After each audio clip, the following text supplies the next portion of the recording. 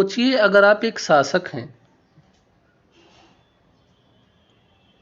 और ऐसे समय में जब धर्म हर व्यक्ति पर हावी होता है, जब धर्म ही आपकी पहचान होता है, तो अपनी धार्मिक नीतियों को बनाने के लिए आपको कितनी मशक्कत करनी पड़ सकती है।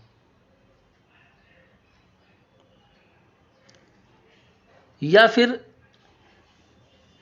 एक ऐसे साम्राज्य के आप शासक हैं जिसको स्थापित हुए भी बहुत ज़्यादा समय नहीं हुआ है, और उसकी राजधानी डिसाइड करना है कि आप उसकी राजधानी कहाँ पे डिसाइड करेंगे, कहाँ पे रहेंगे, जहाँ बाकी सारे राजवंश जो हैं वो आपको उखाड़ फेंकने की ताक में बैठे हुए हैं। नमस्कार, मैं हूं अंकेश कुमार वर्मा और ब्राइन एजुकेशन के यूट्यूब चैनल पर आपका स्वागत है। आज हम मुगलों की राजधानियां, उनके धार्मिक चरित्र, उनके दरबार, उनके अभिजात वर्ग, उनके घरेलू चीज़ों के बारे में, साथ ही साथ हम उस समय के दरबार के रस्मों रिवाज के बारे में व शासक की दिनचर्या के बारे में जानने वाले हैं। इससे पहले मुगल दरबार से संबंधित 2 वीडियो पहले अपलोड की जा चुकी हैं, उसका लिंक मैं डिस्क्रिप्शन बॉक्स में दे दूंगा, आप वहां से ज़रूर देखें उसको। शासक और इतिवृत्ति के अंतर्गत, जो कि हमारे एनसीईआरटी स्पेशल सीरीज का तीसरा वीडियो है, आज हम मुगल राजधानियों के साथ शुरुआत करने वाले हैं। सबसे पहले हमें पता है कि बाबर ने 1526 में इब्राहिम लोदी को पानीपत के युद्ध में पराजित किया और उसके बाद उसकी राजधानी आगरा पर अधिकार कर लिया। अब क्योंकि बाबर 1526 से 1530 तक जो उसका टाइम पीरियड रहा है भारत में, 1530 में उसकी मृत्यु हो जाती है और 1526 में वो भारत में आता है। इस दौरान उसने बहुत सारे महत्वपूर्ण युद्ध लड़े, क्योंकि अभी उसको साम्राज्य स्थापित करना था। ऐसे में युद्ध बहुत ही महत्वपूर्ण था उसके लिए लड़ना। तो हम देखेंगे कि बाबर की कोई एक निश्चित राजधानी नहीं थी, बल्कि भिन्न भिन्न स्थानों पर बाबर अपना दरबार लगाता रहा है। लेकिन एक परिवर्तन इसमें 1560 के दशक में आता है, जब आगरा के किले का निर्माण अकबर द्वारा कराया जाता है। और इसका निर्माण जो कराया जाता है वो आसपास के क्षेत्र से जो लाल पत्थर लाए गए थे उसके द्वारा बनाया गया था इसको। तदुपरांत 1570 के दशक में अकबर ने फतेहपुर सीकरी में एक नई राजधानी बनाने का निर्णय लिया।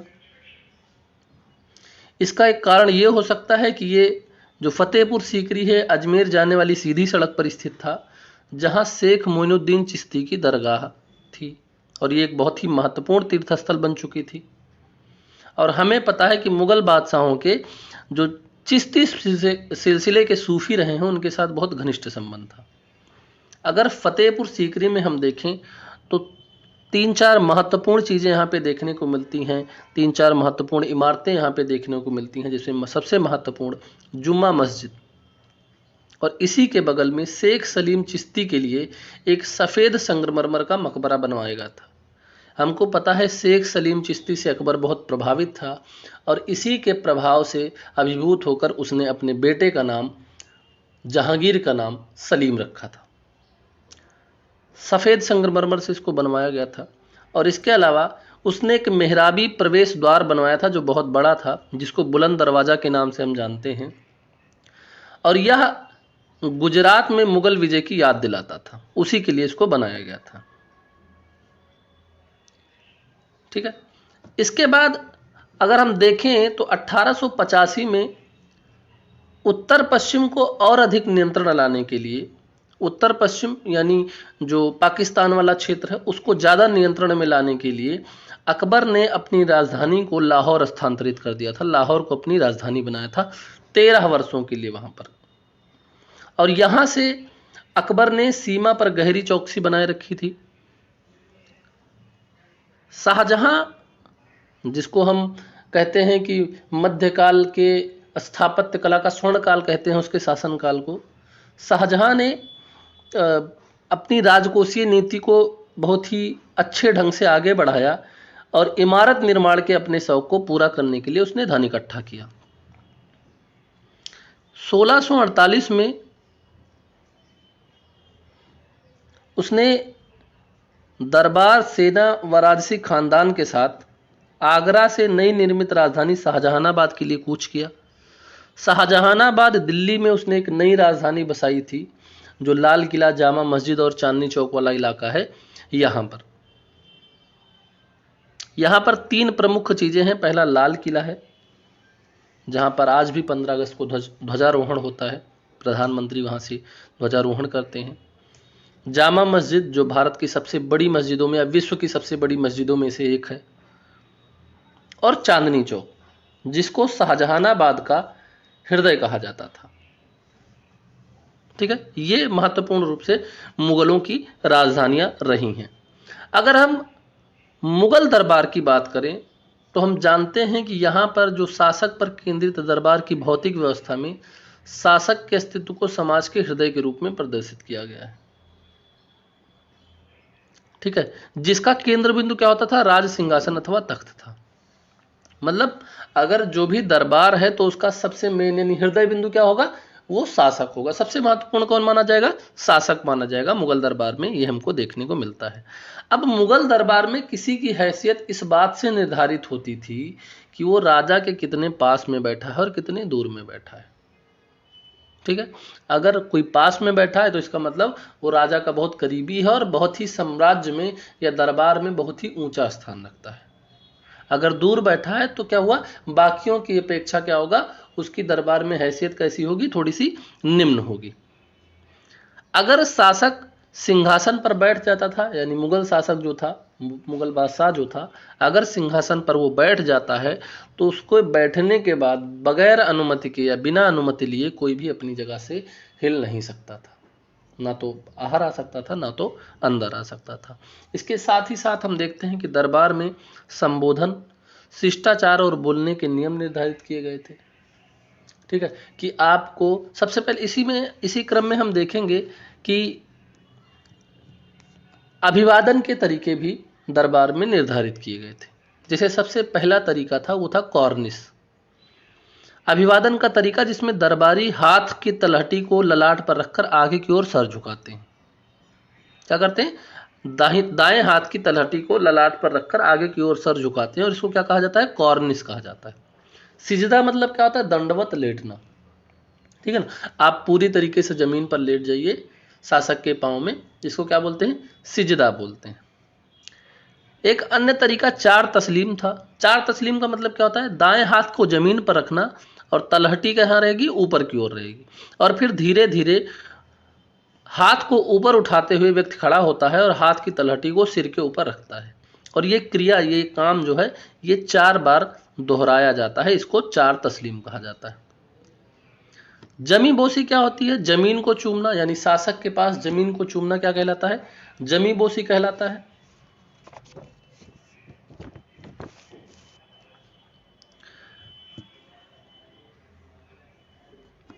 अगर शासक की हम दिनचर्या की बात करें, इस शासक की दिनचर्या से पहले एक बात और कर लें कि जेम्स प्रथम का एक अंग्रेज दूत था जिसका नाम था टॉमस रो। तो वो जहांगीर के दरबार में आया और उसने झुककर अभिवादन किया, जो कि ब्रिटिशर्स में एक रिवाज होता है, जो कि यूरोपीय रिवाज होता है कि वो झुक के अभिवादन करते हैं। ठीक है, और उसके बाद उसने बैठने के लिए कुर्सी का आग्रह किया। ये दोनों काम ऐसे थे जो मुगल दरबार में सामान्य, जो हमने अभी डिस्कस किया कि यहाँ पे अभिवादन के तरीके बिल्कुल पता होते थे कि कैसे करने हैं। ठीक है ना, या जितने भी नियम कानून थे दरबार से संबंधित, संबोधन, शिष्टाचार कैसे होता है, सारे नियम कानून उसके बने हुए थे। तो जब इसने झुककर अभिवादन किया और उसके बाद कुर्सी की मांग की बैठने के लिए, तो दरबार अचंभित हो गया था, क्योंकि ये ब्रिटिश शिष्टाचार था जो यहाँ पे फॉलो नहीं किया जाता था। ठीक है, इसके बाद अगर हम देखें कि शासक की दिनचर्या क्या थी, तो हम जानते हैं कि सबसे पहले शासक उठता था, उसके बाद व्यक्तिगत धार्मिक स्तर की प्रार्थनाएं करता था, अल्लाह का नाम लेना और दुनिया की खुशहाली के लिए दुआएं मांगना। उसके बाद झरोखा दर्शन, जो कि अकबर ने शुरू की थी। झरोखा दर्शन में क्या होता था कि शासक तैयार व्यार होकर अपने कपड़े उपड़े पहन के, राजसी वस्त्र पहन के, और उसके बाद खिड़की में आता था जहाँ पे जो सामान्य जनता होती थी, जो प्रजा होती थी, वो शासक को देखती थी, शासक को देखने के लिए वहाँ पे खड़ी होती थी। इसकी शुरुआत किसने की थी? अकबर ने की थी। उसके बाद वो दीवाने आम में जाता था। दीवाने आम एक सार्वजनिक सभा भवन होता था और वहाँ राज्य के जो अधिकारी थे वो अपनी अपनी रिपोर्ट प्रस्तुत करते थे। इसके 2 घंटे के बाद शासक दीवाने खास में जाता था, जहाँ निजी सभाएं और गोपनीय मुद्दों पर चर्चा करता था। जो साम्राज्य के वरिष्ठ मंत्री होते थे उसके सामने अपनी याचिकाएं प्रस्तुत करते थे और कर अधिकारी हिसाब का ब्यौरा देते थे। और इसके बाद कभी कभी शासक उच्च प्रतिष्ठित कलाकारों, यानी जो कला प्रेमी हैं, के कार्यों अथवा वास्तुकारों द्वारा बनाए गए इमारतों के नक्शों को देखता था। कोई नई बिल्डिंग्स बन रही, कोई नई इमारत बन रही है तो उसका मैप बनाया गया है, या फिर कोई बड़ा कलाकार है जिसने कोई पेंटिंग्स बनाई है, तो इन सबको देखने के लिए भी शासक वहाँ पर जाता था। अगर हम बात करें त्यौहार व अन्य कार्यक्रम की कि आप मुगल दरबार में कौन से त्यौहार या कार्यक्रम मनाए जाते थे, तो इसमें हम सबसे पहले देखते हैं सिंहासनारोहण की वर्षगांठ। अर्थात राजा जब सत्ता प्राप्त करता था, शासक जब सत्ता प्राप्त करता था, जब उसका राज्याभिषेक होता था, वो हर साल उस दिन को मनाया जाता था। जैसे हम बर्थडे मनाते हैं ना, वैसे ही उसी दिन, जिस दिन उसको सत्ता प्राप्त हुई थी, जिस दिन उसका राज्याभिषेक हुआ था, उसी दिन को हर साल मनाया जाता है। ईद मनाया जाता है। ईद सबको पता है, ईद इस्लाम में बहुत ही महत्वपूर्ण मानी जाती है। ईद का त्यौहार मनाया जाता था। इसके अलावा शब बारात, जो हिजरी कैलेंडर के 8वें महीने अर्थात 14वें सावन को पड़ने वाली पूर्ण चंद्र रात्रि है। ठीक है। भारतीय उपमहाद्वीप में अगर हम बात करें तो प्रार्थना और आतिशबाजियों के खेल द्वारा इस दिन को मनाया जाता है और ऐसा माना जाता है कि इस रात मुसलमानों के लिए आगे आने वाले वर्ष का भाग्य निर्धारित होता है और पाप माफ कर दिए जाते हैं, इसलिए शब बारात मनाई जाती थी। अकबर के टाइम पीरियड से ही होली मनाने की शुरुआत हुई थी। होली जो है हिंदुओं का एक महत्वपूर्ण त्यौहार माना जाता है और होली को भी मुगल शासक मनाते थे। ठीक है। इसके अलावा यहाँ पर नवरोज का त्यौहार मनाया जाता था। नवरोज फारसी कैलेंडर का नववर्ष होता है। ठीक है ना, उसको भी मुगल शासक मनाते थे। सूर्यवर्ष और चंद्रवर्ष के अनुसार शासक का जन्मदिन मनाया जाता था। यहाँ पे शासक के जन्मदिन को सेलिब्रेट किया जाता था। तुलादान अर्थात शासक को उसके जन्मदिन पर विभिन्न वस्तुओं से तौला जाता था और उसको जितनी वस्तुओं से तौला जाता था बाद में वह सारी वस्तुएं दान में दे दी जाती थी। इसको तुलादान बोलते हैं। एक और कार्यक्रम यहाँ पे शाही शादियाँ थी। ठीक है ना, शाही शादियों को बहुत धूमधाम से मनाया जाता था और यहाँ पर विवाह में बहुत ज़्यादा धन खर्च किया जाता था। अगर हम उदाहरण लें दारा शिकोह और नादिरा, जो कि राजकुमार परवेज की पुत्री थी, उन दोनों के शादी की, तो इसकी व्यवस्था राजकुमारी जहां आरा और महारानी मुमताज महल की प्रमुख नौकरानी निशा खानम द्वारा की गई थी। ठीक है ना। और उपहारों के, जो शादी में उपहार आए थे, के प्रदर्शन की व्यवस्था दीवाने आम में की गई थी और इसमें बहुत ज़्यादा खर्चा हुआ था। हिनाबंदी की रस्म दीवाने खास में अदा की गई थी। पान, इलायची और मेवे बांटे गए थे जितने लोग दरबार में उस समय थे। ठीक है। और विवाह पर कुल लगभग 32 लाख रुपए खर्च हुए थे, जिसमें 6 लाख रुपए शाही खजाने से, 16 लाख रुपए जहां आरा ने मुमताज महल द्वारा आरंभ में अलग से रखे गए रुपयों को मिलाते हुए कुल 16 लाख रुपए इन्होंने दिए थे। कुल मिला के इस विवाह में 32 लाख का खर्च आया था, जो कि उस टाइम पीरियड में अगर हम देखें तो एक बहुत भारी भरकम खर्च के रूप में हमको देखने को मिलता है। ठीक है। इसके अलावा पदवियां क्या थी? मुगल शासकों को ऐसी कौन सी पदवियां दी जाती थी? तो सबसे पहले हम देखें कि कोई भी शासक जो है वो पदवियों में या राज्याभिषेक के बाद या युद्ध में जीतने के बाद जो बादशाह होता है वो बड़ी बड़ी उपाधियां और पदवियां ग्रहण करता है खुद को। ठीक है। अगर हम बाबर की ही केवल बात करें तो हम जानते हैं बाबर जो था उसकी बहुत सारी उपाधियां थी। जैसे बाबर खुद को पादशाह की, उसने अफगानिस्तान में जब काबुल कंधार में वो शासन कर रहा था तो उसने पादशाह की उपाधि ली थी। इसके अलावा लाहौर में उसने कलंदर की उपाधि ली थी। ठीक है ना, उसको मिली थी। और गाजी की उपाधि उसने ली थी जब उसने खानवा के युद्ध में राणा सांगा को पराजित किया था। ठीक है ना। तो शासक हम देखते हैं विशाल बड़ी बड़ी उपाधियां धारण करते थे। इसके अलावा जो भी योग्य व्यक्ति होता था उसको उपाधि देना मुगल राजतंत्र का एक बहुत ही महत्वपूर्ण पक्ष माना जाता था। ऐसे ही उपाधियों में एक नाम आता है आसफ खां का। आसफ खां कौन था? ये पैगंबर शासक सुलेमान का एक कल्पित मंत्री था या नहीं था, मतलब कल्पना मात्र है, का मंत्री था, उससे उदित थी ये उपाधि और ये दिया जाता था सबको, आसफ खां या आसफ खान। ठीक है। मिर्जा राजा, हम जानते हैं हिंदू राजाओं में बहुत सारे लोगों को मिर्जा राजा की उपाधि दी गई थी। ठीक है। अजय सिंह और जसवंत सिंह को मिर्जा राजा की उपाधि दी गई थी। और इसके अलावा अमीर, अमीर बहुत ही महत्वपूर्ण होता था, और इसका उदाहरण हमको मिलता है कि मीर खान नाम का एक व्यक्ति था जिसने अपने नाम में आ अर्थात अलिफ अक्षर लगाने के लिए, अमीर खान करने के लिए औरंगजेब को 1 लाख रुपए देने का प्रस्ताव किया था कि उसको अमीर खान बोल दिया जाए। अमीर दरअसल अभिजात वर्ग का एक हिस्सा होता था। ठीक है। उपहार और भेंट, खिल्लत सम्मान का जामा, अगर उपहार की बात करें तो बादशाह का पहना हुआ वस्त्र जो होता था वो किसी भी व्यक्ति को जिससे राजा खुश होता था उसको गिफ्ट करता था, उसको उपहार में देता था। इसके अलावा सरप्पा यानी सर से पांव तक, इसमें जामा, पगड़ी और पटका दिया जाता था। ठीक है। एक अन्य उपहार था ये भी बादशाह के आशीर्वाद का प्रतीक हुआ करता था, और ये 3 प्रकार से था, यानी जामा, पगड़ी और पटका।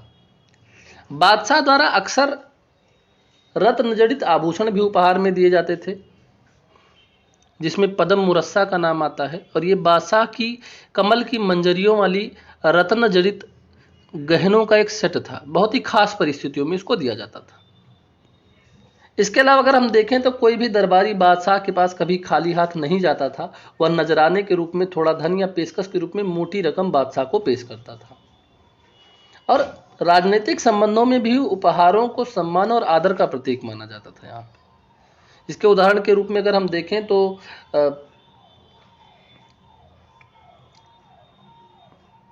जो राजदूत होते थे, प्रतिद्वंदी राजनीतिक शक्तियों के बीच संधि और संबंधों के जरिए समझौता करवाने के महत्वपूर्ण कार्य का करने के लिए उपहार देते थे।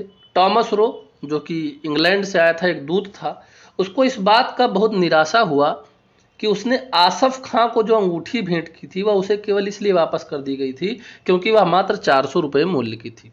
तो यहाँ पे उपहार का मूल्य भी देखा जाता था। ऐसा नहीं है कि हाँ उपहार दे दिया तो उसकी कीमत नहीं देखी जाएगी, जो आज के टाइम पीरियड में एक तकिया कलाम बन चुका है। ठीक है। तो ये सारा उपहार का विशेष महत्व मुगल काल में हमको देखने को मिलता है। इसके अलावा अगर हम शाही परिवार की बात करें तो शाही परिवार के लिए हरम शब्द का यूज किया जाता था, जो एक फारसी शब्द है जिसका अर्थ होता है पवित्र दुनिया। लेकिन इसका सामान्य अर्थ क्या होता है? इसका सामान्य अर्थ है घरेलू दुनिया की ओर, यानी मुगलों की जो घरेलू दुनिया है उसी को क्या कहा जाता था? हरम कहा जाता था। अब हरम में बादशाह की पत्नियां, उसकी उपपत्नियां, उसके नज़दीकी और दूर के रिश्तेदार यानी माता, सौतेली माता या उप माता, बहन, पुत्री, बहू, चाची, मौसी, बच्चे, सारे लोग कहाँ रहते थे? हरम में रहते थे। वह ऐसे लोग भी होते थे जो इन महिलाओं की परछाई के अथन गुलाम होते थे, जो इन लोगों के काम करते थे। बहु विवाह प्रथा हम देखते हैं कि भारतीय उपमहाद्वीप में विशेषकर शासक वर्ग में बहुत ज़्यादा प्रचलित थी, और ऐसे में हम महत्वपूर्ण रूप से अगर देखें मुगल हरम की बात करें तो इसमें 4 प्रकार के लोग पाए जाते थे। बेगम यानी ऐसी महिलाएं जो शाही परिवारों से आती थी, ठीक है, जो मुख्य रानियां होती थी शासक की।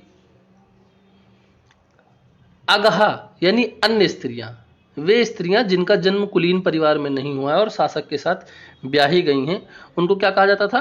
अगहा कहा जाता था। अब कोई भी अगर बेगम है तो वो अपने साथ शादी के बाद दहेज में जब विवाह करके आएगी तो दहेज में क्या लेके गई? अच्छा खासा नगद और बहुमूल्य वस्तुएं लेने के बाद विवाह करके आई है, और बेगम को अपने पतियों से स्वाभाविक रूप से ज़्यादा ऊंचा दर्जा प्राप्त होता था अगहा की अपेक्षा। अगाचा की बात करें तो ये उपपत्नियां होती थी, इनकी स्थिति सबसे निम्न होती थी। ठीक है। और इन सभी को, चाहे वो बेगम हूं, अगहा हूं या गाचा हूं, इन सभी को नगद मासिक भत्ता दिया जाता था और अपने दर्जे के हिसाब से उपहार भी इनको मिलता था। अब अगर हम देखें तो इनके सेवाओं के लिए, जो शाही हरम था उनमें सेवाओं के लिए ख्वाजा सर रखे जाते थे। ख्वाजा सर का मतलब क्या होता है? गुलाम किन्नर, यानी हिजड़े जिनको बोलते हैं, वो यहाँ पे रखे जाते थे। इसके अलावा अगर राजपूत कुलों और मुगलों के बीच में हम देखते हैं कि विवाह राजनीतिक संबंध बनाने का एक तरीका था। राजपूत कुल विवाह में पुत्री को भेंट स्वरूप दिए जाने के साथ साथ एक क्षेत्र भी उपहार में दे देते थे शासक को, ठीक है ना। इससे इन दोनों के बीच में मित्रता व राजनीतिक संबंध कायम होता था। महत्वपूर्ण मुगल महिलाओं की अगर हम बात करें तो जो महिलाओं के नाम उभर के आते हैं उसमें सबसे पहला नाम आता है गुलबदन बेगम का। ये अकबर की बेटी थी और हुमायूं की बहन थी। इन्होंने हुमायूं नामा की रचना की है, हुमायूं नामा को लिखा है इन्होंने, जिसमें घरेलू दुनिया की झलक मिलती है। और अबुल फजल द्वारा रचित जो अकबरनामा है उसमें गुलबदन बेगम का बहुत महत्वपूर्ण योगदान है, क्योंकि जब अकबरनामा लिखा जा रहा था तो जब बाबर और हुमायूं के बारे में लिखना था तो उसको लिखने के लिए जो प्राथमिक दस्तावेज हैं वो मुगल दरबार में गुलबदन बेगम से ज़्यादा कोई किसी और को नहीं पता था, तो बहुत ही मदद की इन्होंने अकबरनामा के लेखन में। इसके अलावा नूर जहाँ जो जहांगीर की पत्नी थी, ये शासन और प्रशासन के कामों में हिस्सा लेती थी, बहुत महत्वपूर्ण रही हैं ये भी। रोशन आरा, ये जहांगीर की बेटी थी, ठीक है ना, जिसको वार्षिक आय प्राप्त होती थी। मुगल दरबार में इसको बड़े सम्मान की नज़र से देखा जाता था। जहां आरा शाहजहां की एक दूसरी बेटी थी और इन दोनों बेटियों को शाही मनसबदारों के समान ही वार्षिक आय प्राप्त होती थी। अगर जहां आरा की बात करें तो हम देखते हैं कि सूरत के बंदरगाह नगर से इसको राजस्व की प्राप्ति होती थी। और शाहजहां की जो नई राजधानी शाहजहानाबाद यानी दिल्ली में जो नई राजधानी बनाई गई थी उसमें कई सारे वास्तुकलात्मक परियोजनाओं में इसने हिस्सा लिया था, जिसमें बाग और मतलब बाग के अलावा इसने 2 मंजिली भव्य कारवा सराय भी इसमें शामिल था, जिसको इसने मतलब इसमें उसकी मदद की थी इसने। इसके अलावा चांदनी चौक को भी इसने काफ़ी ज़्यादा सजावट उसके और उसके वास्तुकला प्रक्रिया में इसने हिस्सा ली थी। और ऐसे में गुलबदन बेगम अपनी किताब यानी हुमायूं नामा में लिखती हैं कि कई बार राजकुमारों के बीच में जो संघर्ष या तनाव की स्थिति होती थी उसमें हरम की जो उम्र दराज स्त्रियां होती थी वो बहुत ही महत्वपूर्ण भूमिका निभाती थी। ये भी हमको जानकारी गुलबदन के द्वारा मिलता है। अगर शाही नौकरशाही की बात करें तो हम देखते हैं कि मुगलों का जो प्रशासनिक ढांचा था बेहद ही मजबूत था। अभिजात वर्ग में भर्ती विभिन्न निर्जातीय तथा धार्मिक समूहों से लोग थे, ठीक है ना। अलग अलग समूहों से, अलग अलग जातियों धर्मों से लोगों को शाही नौकरशाही में शामिल किया जाता था। और 1560 के बाद हम देखते हैं कि भारतीय मूल के 2 शासकीय समूह यानी राजपूत और भारतीय मुसलमान, जिनको शेख ज़्यादा कहा जाता है, इन दोनों ने शाही सेवा में प्रवेश किया। अब कोशिश क्या होती थी शासक की कि मुगलों के अधिकारी वर्ग में कोई भी दल, यानी चाहे वो राजपूतों का है, ईरानियों का है, तुरानियों का है या भारतीय मुसलमानों का है, इतना बड़ा ना हो जाए कि राज्य की सत्ता को चुनौती देने लगे, ठीक है ना। और कोई भी होता था वो वफादारी के साथ बादशाह के साथ जुड़ा होता था। अब अगर राजपूतों की बात करें तो इसमें पहला व्यक्ति जो राजपूत था जिसने शाही नौकरशाही में प्रवेश किया वह था अंबेर का राजा भारमल कछवाहा, ठीक है। इसने अपनी पुत्री जोधा की शादी किससे की थी? अकबर से की थी। जोधा हमें पता है भारमल कछवाहा की बेटी थी और अकबर के इसकी शादी की गई थी। ये राजपूत मुखिया था, अंबेर का राजा था, ठीक है ना, भारमल कछवाहा। इसके अलावा जो अकबर का मंत्री था, वित्त मंत्री था, टोडरमल, ये भी खत्री जाति का था, ठीक है ना, यानी दूसरे जाति से संबंधित, दूसरे उससे संबंधित था। जहांगीर के शासनकाल में अगर हम देखें तो ईरानियों को उच्च पद प्राप्त हुआ था। राजनीतिक रूप से प्रभावशाली उसकी पत्नी नूरजहां, ठीक है ना, ईरानी थी, इसलिए ईरानियों को ज़्यादा महत्वपूर्ण पद इस दरबार में प्राप्त हुए थे। औरंगजेब के समय में राजपूतों को उच्च पदों पर नियुक्त किया गया था, लेकिन इसके साथ ही साथ शासन में अधिकारियों के समूह में मराठे भी बहुत ज़्यादा संख्या में हमको देखने को मिलते हैं औरंगजेब के टाइम पीरियड में। अधिकारियों के दर्जे और पदों को दो तरह की संख्या विषयक ओहदे होते थे, एक होता था जात पद और एक होता था सवार पद। इसमें नीचे आप मनसबदार वर्ड देखेंगे। दरअसल मनसबदार होता क्या था, मनसबदार में दो चीजें होती थी। जो मुगल प्रशासन तंत्र है ये मनसबदारी प्रथा पर ही निर्भर है।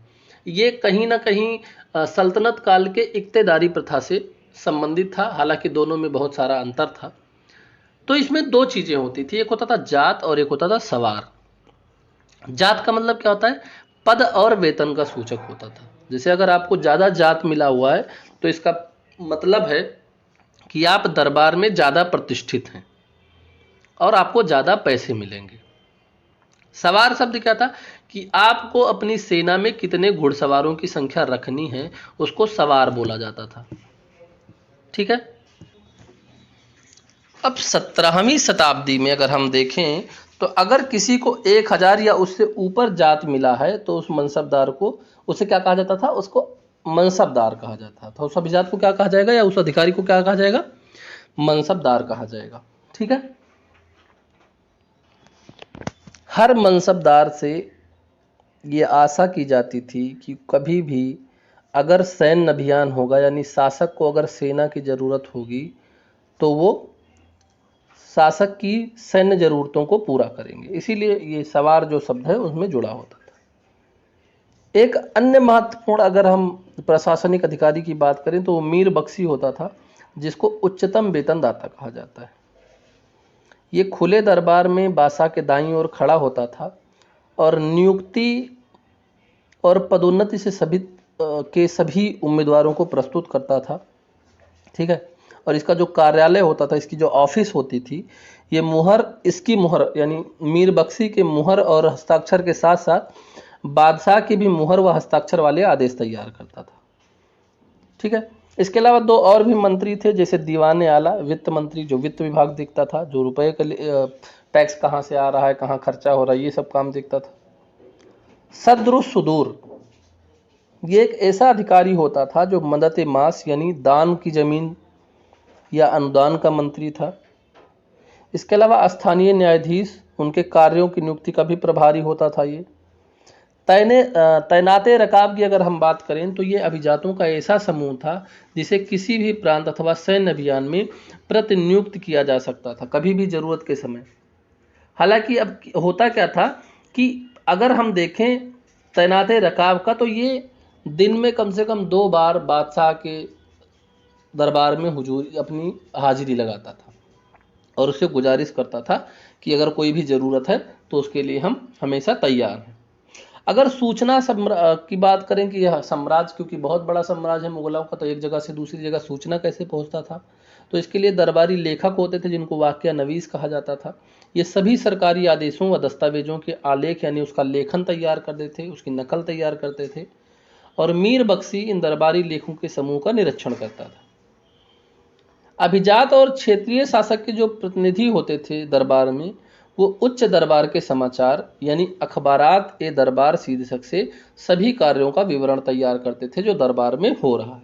ठीक है। जितने भी बड़े अधिकारी थे यानी अभिजात थे या क्षेत्रीय शासक के प्रतिनिधि रहते थे दरबार में, वो सारा ये करते थे। अब शाही डाक के जरिए समाचार हरकारों द्वारा एक जगह से दूसरी जगह पे पहुंचाया जाता था। बांस का एक डिब्बा होता था जिसमें कागज लपेट के रखे जाते थे और हरकारे उसको लेके एक जगह से दूसरी जगह पे जाते थे और पहुंचाते थे। ठीक।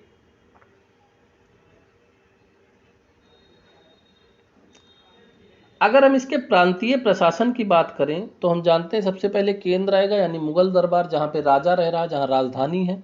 उसके बाद उसको सूबों में बांटा गया था, प्रांतों में बांटा गया था, जिसका प्रमुख कौन होगा। अब सूबा है तो सूबेदार हो जाएगा उसका प्रमुख, और इसके साथ ही साथ वहां पे एक दीवान होगा।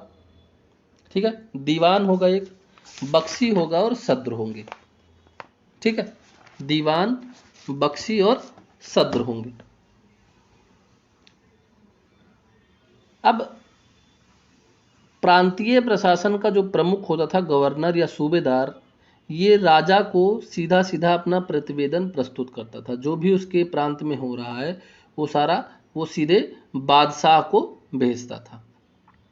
उसके बाद अब प्रांत या सूबे को सरकारों में बांटा गया था। ठीक है। सरकार की सीमाएं फौजदारों के नीचे आने वाले क्षेत्रों की सीमाओं से मेल खाती थी और इन इलाकों में फौजदारों को विशाल घुड़सवार फौज और तोपचियों के साथ रखा जाता था।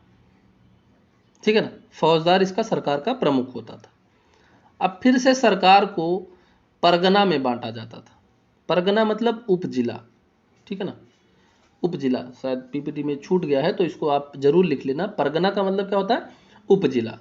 यहाँ पर स्थानीय प्रशासन की देखरेख के लिए 3 वंशानुगत यानी अर्ध वंशानुगत इनको बोल सकते हैं, यानी अगर उनकी मृत्यु हो जाती तो उन्हीं के परिवार से किसी को नौकरी मिल जाएगी। कौन कौन था इसमें? कानून को कौन होता है? जो राजस्व लेख का रखवाला होता है, कहाँ पे कितनी जमीन है, किसका विवाद चल रहा है, किसका नहीं चल रहा है, कहाँ से कितनी उपज होनी है, ये सब कौन रखेगा? कानून को रखेगा। इसके अलावा काजी जो स्थानीय स्तर पर धार्मिक मामलों का निपटारा करेगा, छोटा मोटा न्यायाधीश बोल सकते हैं इसको, लेकिन ज़्यादातर इस्लाम में धार्मिक चीज़ों से जुड़ा होता है। और चौधरी जो राजस्व संग्रह का प्रभारी है, जो टैक्स कलेक्ट करेगा, राजस्व कलेक्ट करेगा। शासन के प्रत्येक भाग में, चाहे वो केंद्र हो, प्रांत हो, सरकार हो या परगना हो, यहाँ पर लिपिकों का एक बड़ा सहायक समूह या लेखाकार, लेखा परीक्षक या संदेशवाहक और इसके साथ साथ अन्य कर्मचारी भी भारी मात्रा में यहाँ पे होते थे, जो तकनीकी रूप से दक्ष होते थे। ठीक है। इसके बाद अगर हम सफावी और कांधार की बात करें, कांधार हमको पता है कैसा क्षेत्र है, काबुल कंधार, जहाँ पे जब बाबर अपना सर्रे पुल का युद्ध हार गया था और उसको फरगना छोड़ के आना पड़ा था, तो उसने कंधार और काबुल से अपनी शुरुआत की थी, वहाँ पे अपना साम्राज्य स्थापित किया था। तो कंधार मुगलों के लिए एक बहुत ही महत्वपूर्ण क्षेत्र है। और सफावी जो ईरान का राजवंश है।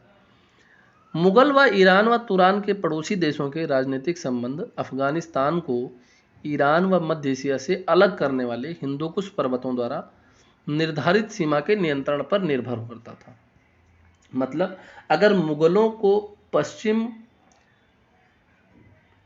या मध्य एशिया के साथ संबंध रखने हैं, ईरान व तुरान, इसके अगल बगल में जितने भी क्षेत्र हैं उनके साथ अच्छे संबंध रखने हैं, उनसे कोई खतरा नहीं महसूस करवाना है, तो उसके लिए जो हिंदुकुश पर्वत था ये सीमा निर्धारित करती थी और इसके आसपास जिसका कंट्रोल होता था वो रणनीतिक रूप से बहुत महत्वपूर्ण होता था।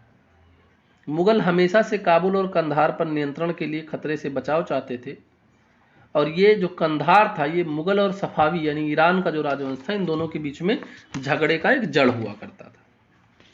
सफावी अगर हम देखें तो सफावियों ने हुमायूं को, जब वो भागा था यहाँ से भारत में हार के, तो वहाँ पे उन्होंने ईरान में उसको मदद दी थी, सफावी दरबार में उसने मदद ली थी। सबसे पहले तो अगर हम देखें तो कंधार एक किला नगर था और ये पहले हुमायूं के अधिकार में था और अकबर ने इसको 1595 में दोबारा से जीत लिया था। 1613 में जहांगीर ने शाह अब्बास के दरबार में एक दूत भेजा था और इस दूत का उद्देश्य क्या था कि कंधार को मुगल अधिकार में रहने देने की वकालत करना। ठीक है, लेकिन वो नहीं माने। ये पूरी तरह से जो दूत मंडल भेजा गया था ये पूरी तरह फेल हुआ और 1622 में कंधार में जब ठंडी का मौसम था, तभी सफावी सेना ने यहाँ पर घेरा डाला और मुगल सेना तैयार नहीं थी और पूरी तरह से पराजित हुई। इस तरह से कंधार को सफावी सेना ने जीत लिया था। अगर ऑटोमन साम्राज्य के साथ मुगलों की बात करें, उसके रिश्तों की बात करें, तो हम जानते हैं कि ऑटोमन नियंत्रण वाले क्षेत्र में व्यापारियों व तीर्थ यात्रा की स्वतंत्र आवागमन को बरकरार रखने के लिए मुगलों ने इनके साथ अच्छे संबंध बनाए। लाल सागर का जो बंदरगाह था अदन और मोखा, इसको बहुमूल्य वस्तुओं का निर्यात किया जाता था। ठीक है, बहुमूल्य वस्तुओं का निर्यात किया जाता था और इस निर्यात से या व्यापार से जो भी आय अर्जित होती थी उसको धर्मस्थल व फकीरों में दान कर दिया जाता था, यानी दान में बांट दिया जाता था सबको, चाहे वो कोई धर्मस्थल हो या कोई फकीर आदमी। लेकिन बाद में जब औरंगजेब को यह जानकारी मिली कि जो अरब पैसे भेजे जा रहे हैं उसका दुरुपयोग हो रहा है, तो उसने कहा कि इसका भारत में वितरण होना चाहिए। क्यों? क्योंकि वह कहता था कि यह भी वैसा ही खुदा का घर है, जैसा कि मक्का है वैसे ही भारत भी है, कोई अंतर नहीं है इन दोनों में। मुगलों का ऑटोमन साम्राज्य से संबंध जो है हिजाज अर्थात ऑटोमन अरब के उस हिस्से के लिए विशेष रूप से महत्वपूर्ण था जहां मक्का और मदीना के महत्वपूर्ण तीर्थ स्थल थे। हमें पता है कि इस्लाम में हज यात्रा बहुत महत्वपूर्ण मानी जाती है और ये कहाँ पे, मक्का मदीना की हज यात्रा की जाती है। और यहाँ पे तीर्थ जाने के लिए आपको महत्वपूर्ण था कि मुगल ऑटोमन साम्राज्य से अच्छे रिश्ते बना के रखें। ठीक है, मुगल शासक और उनका धर्म क्या था। सबसे पहले हम देखते हैं कि 15वीं शताब्दी में सीधे समुद्र मार्ग की खोज कर पुर्तगाली यात्री जो है वो भारत पहुंचा। क्या नाम था उसका, वास्को डिगामा, जो 1498 में भारत आया था। और इसके बाद 1580 में पहला जेसुइट शिष्टमंडल फतेहपुर सीकरी के मुगल दरबार में पहुंचा। अगर हम यहाँ पे देखें तो पुर्तगाल का जो राजा था वो ईसाई धर्म का प्रचार करने का इच्छुक था। ठीक है, ईसाई धर्म का प्रचार करना चाहता था। और इसमें अगर हम देखें तो जो सोसाइटी ऑफ जीसस था, यानी जिसको जेसुइट बोला जाता है, ये धर्म प्रचारक होते थे, ये ईसाई धर्म का प्रचार प्रसार करते थे। तो यही जो मंडल था ये 1580 में फतेहपुर सीकरी पहुंचा। उनको इनवाइट किया था अकबर ने, क्योंकि वो जानने का उत्सुक था ईसाई धर्म के बारे में, तो उसने गोवा में अपना दूत मंडल भेजा था और इनको आमंत्रित किया था, जो 1580 में फतेहपुर सीकरी पहुंचते हैं। और उससे मतलब उसने अकबर को ईसाई धर्म के विषय में बताया और ईसाई धर्म के क्या सद्गुण हैं, क्या अच्छी बातें हैं, उसके साथ उलेमा से उसका वहाँ पे वाद विवाद होता है, यानी डिबेट होता है। इसके अलावा लाहौर के मुगल दरबार में दो और शिष्टमंडल 1591 और 1595 में भेजे गए थे। अब बादशाह जो है ईसाई धर्म के सिद्धांतों में बहुत दिलचस्पी रखता था। इसको देख के जेसुइट के सदस्यों को लगता था कि बादशाह जो है वो ईसाई धर्म में परिवर्तन कर सकता है, शायद इच्छुक है। लेकिन बाद में उनको पता चला कि ऐसा कुछ भी नहीं था। ठीक है, इसके अलावा फतेहपुर सीकरी में एक इमारत थी, एक कमरा बनाया गया था, इबादत खाना जिसको बोलते हैं। ठीक है, अब इस इबादत खाना में अकबर विद्वान मुसलमान, हिंदू, जैन, पारसी और ईसाइयों के साथ धर्म पर वाद विवाद करता था। और यहाँ से इबादत खाने की जो बहस थी उसने अकबर की धार्मिक नीति को मजबूत करने में महत्वपूर्ण साबित होती है। और यहाँ से अकबर को सीख मिलती है कि कोई भी धर्म बुरा नहीं होता और कोई भी धर्म अच्छा नहीं हो सकता। कुछ में कुछ ना कुछ खामियां हैं और सब में ढेर सारी अच्छाइयां हैं। और यहीं से उसकी जो प्रकाश को महत्वपूर्ण मानने की जो प्रकाश संकल्पना थी, उसकी दैवीय प्रकाश संकल्पना, वो उपजती है। ठीक है ना। और जो सुलह कुल वाली नीति थी यहाँ से उसने सीखी थी, यहाँ से उसको परिपक्वता प्राप्त होती है, जिसमें अबुल फजल का बड़ा योगदान देखने को मिलता है। तो इबादत खाना एक ऐसी जगह थी जहाँ पे धार्मिक मसलों पर अकबर वाद विवाद करता था, अलग अलग धर्मों, हिंदू, मुसलमान, जैन, पारसी और ईसाई धर्मों के साथ साथ। ठीक है ना, इसमें बौद्ध भी आते थे। अब अगर हम देखें तो इसमें एक बहुत ही महत्वपूर्ण क्वेश्चन बाद में उसके कंपटीशंस की तैयारियों के लिए बहुत महत्वपूर्ण क्वेश्चन इसमें बनते हैं कि विभिन्न पुस्तकों के नाम क्या हैं जो मुगलों के बारे में जानकारी देते हैं, जो प्राथमिक स्रोत हैं मुगलों के बारे में। ठीक है, और उनको लिखने वालों का नाम क्या है। तो इसमें हम सबसे पहले देखते हैं बाबरनामा, जो कि बाबर की आत्मकथा है, बाबर ने स्वयं लिखा है तुर्की भाषा में। हुमायूं नामा, जो कि हुमायूं का इतिहास है, गुलबदन बेगम हुमायूं की बहन ने लिखा है, बाबर की बेटी थी ये। अकबरनामा अकबर के बारे में है, 3 जिल्दों में, हमने पिछली वीडियो में इसको बताया था कि 3 जिल्द में है और इसको अबुल फजल ने लिखा है। बादशाह नामा 2 लोगों ने, यानी अब्दुल हमीद लाहौरी और वारिस ने मिलकर इसको पूरा किया है। बादशाह नामा में कुल 3 खंड हैं, जिसमें 2 खंड लाहौरी ने पूरा किया है और 1 खंड क्योंकि वो बुढ़ापे की वजह से आसक्त हो गया था तो वारिस ने लास्ट वाला पूरा किया है। बादशाहनामा शाहजहां के बारे में लिखा गया इतिहास है। आलमगीरनामा जो है वो मिर्जा मोहम्मद कासिम द्वारा लिखा गया है औरंगजेब के लिए। हमें पता है औरंगजेब का नाम आलमगीर भी था, तो उसी का इतिहास है ये आलमगीरनामा। इसके अलावा जेसुइट पादरी, जो पहला पादरी था जेसुइट, जो शिष्टमंडल आया था 1580 में बाबर के फतेहपुर सीकरी वाले दरबार में, उसका एक सदस्य था फादर एंटोनियो मॉन्सेरेट। ठीक है ना, तो इसने अपने कुछ लिखित दस्तावेज छोड़े हैं, वो हमारा प्राथमिक स्रोत है। 4 चमन चंद्रभान ब्राह्मण द्वारा 4 बाग, जिसका 4 चमन का मतलब क्या होता है, 4 बाग, ये रचित है। ठीक है ना, इसको भी प्राथमिक स्रोत में शामिल किया जाता है, चार चमन को। ठीक है, ये शाहजहां के शासनकाल के दौरान पुस्तक लिखी गई थी। इसके अलावा मुंतखाब उत तवारीख अब्दुल कादिर बदायूनी द्वारा रचित है, और बदायूनी जो था वो अकबर के जो धार्मिक नीतियां थी उससे बिल्कुल भी ताल्लुक नहीं रखता था, वो लगातार उसकी आलोचना करता है और इसलिए बहुत ही महत्वपूर्ण माना जाता है। ठीक है, तो यहाँ से हमारा ये शासक और इतिवृत्ति वाला पार्ट खत्म होता है, और मिलते हैं अगले वीडियो में। आपको ये वीडियो कैसा लगा इसके बारे में अपनी राय ज़रूर दें, कमेंट करें, और अगर आपको मेरी ये वीडियो अच्छी लगी तो ज़्यादा से ज़्यादा लोगों से शेयर करें। और इसी के साथ आप लोगों का बहुत बहुत धन्यवाद। जुड़े रहिए हमसे, आगे भी निरंतर वीडियोज़ आपको मिलती रहेंगी। Thank you.